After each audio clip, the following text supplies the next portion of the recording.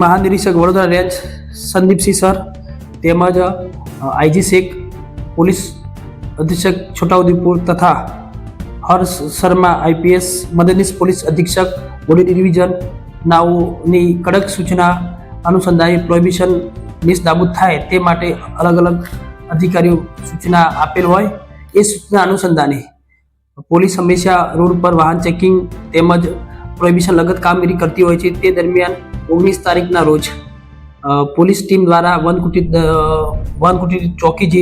જે વાહન ચેકિંગ કરી રહી હતી તે દરમિયાન એક ગાડી જે એક્સયુવી જેનો નંબર GG6 LE 5372 જે રતનપુરથી આવી અને સિયોત તરફ જઈ રહી હતી તેને ખ્યાલ આવી ગયો કે પોલીસ વાહન ચેકિંગ કરે છે તો એ ગાડી પરત રિવર્સ મારીને છોટાઉદેપુર ભાગવાની કોશિશ દરમિયાન વનકુટીર પોલીસ દ્વારા બેરિકેડ લગાવવામાં આવ્યા। જે બેરિકેડ તોડી એ આગળ ભાગવાની કોશિશ કરી અને પોલીસ દ્વારા 1 થી 2 કિલોમીટર પીછો કરી પાવી ગણનારા જોડે વ્યક્તિને લાગ્યું પાવી ગણનારું બની રહ્યું છે તેઓ આગળ જઈ શકાય નહીં તે ચાલક તેઓ ગાડી મૂકીને ભાગી ગયેલ હતો। ચાલક ભાગ્યા ત્યારે પોલીસ ત્યાં પહોંચી પોલીસે ગાડી અંદર ચેક કરતો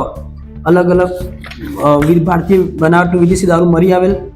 જેમાં કુલ 1,71,000 ઉપરનો મુદ્દામાલ ત્યાંથી પ્રોહિબિશન લગત બિયર તેમજ અલગ અલગ બ્રાન્ડ મળી આવેલ હતી જે પોસ્ટે લાવી તેના ચાલક વિરુદ્ધમાં પ્રોહિબિશન એક્ટ મુજબ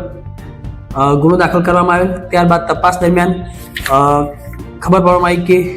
જે આરોપી જીગરભાઈ ભરતભાઈ પરમાર જેને આરોપીને એરેસ્ટ કરવામાં આવેલ છે